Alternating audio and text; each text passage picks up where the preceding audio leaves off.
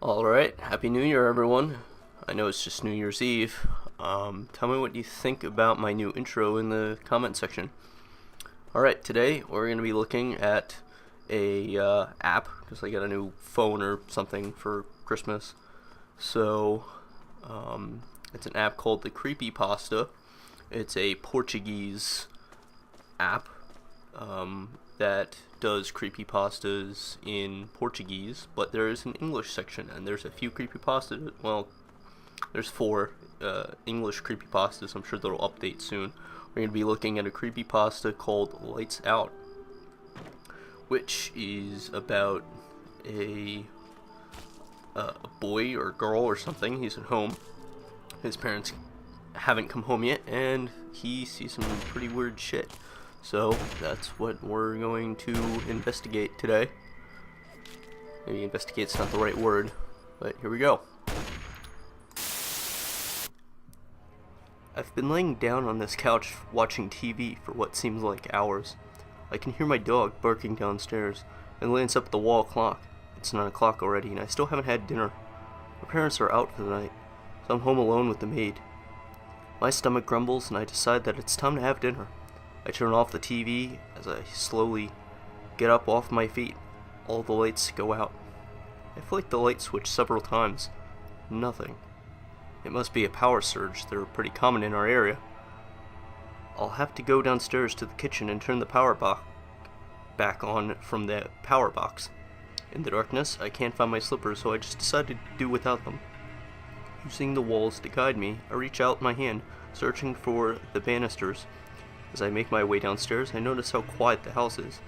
I don't hear my maid's radio or even my dog barking. Nothing.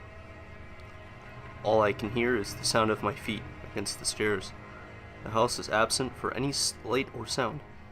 My house suddenly feels unfamiliar, as I feel lost, unable to see or hear anything.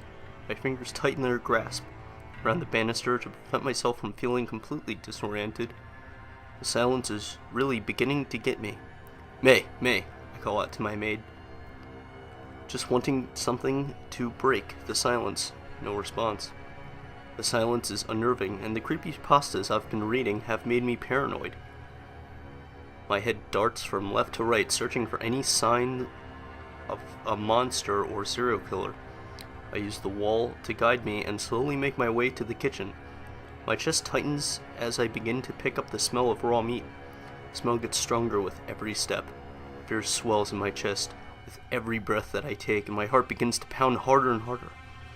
It's natural for a kitchen to smell like meat. I try to reason out to myself, letting out a nervous chuckle.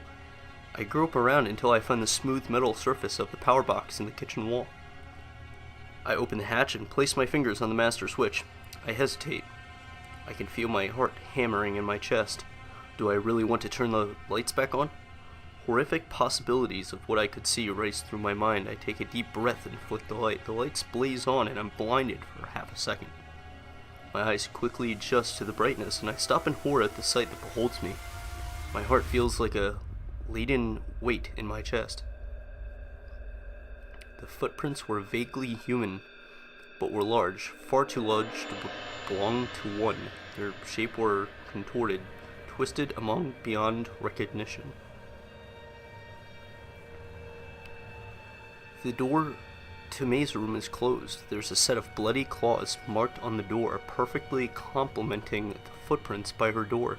The scene is all too much, and too little food I had left in me quickly finds its way out of me. My vomit and the blood quickly pool together on the shiny white surface of the kitchen floor. I run out of the kitchen into the living room and up the stairs. The house is as quiet and when I came down, but I can hear the pounding of my heart to accompany the sound of my footsteps. Tears of fear swell in my eyes, clouding my vision. I run into my room, close the door, and dive under my blanket. My breath is fast and heavy. Beads of sweat stream down my face. I stare at the door.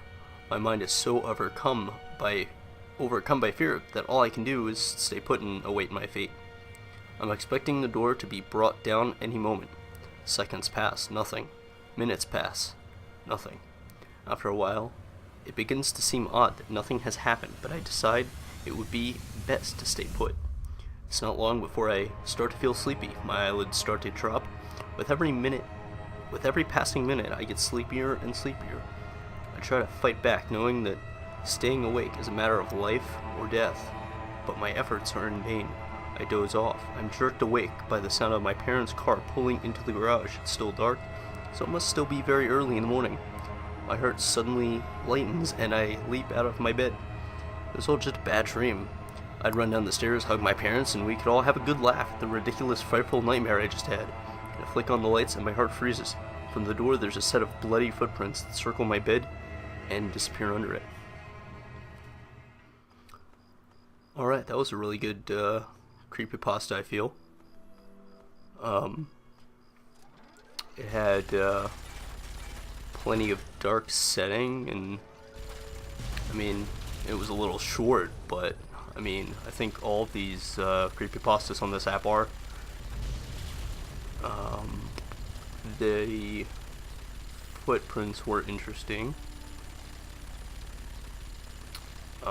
You don't get much of a sense of where they come from, or where it's going with them, but they could definitely add on to this and elaborate.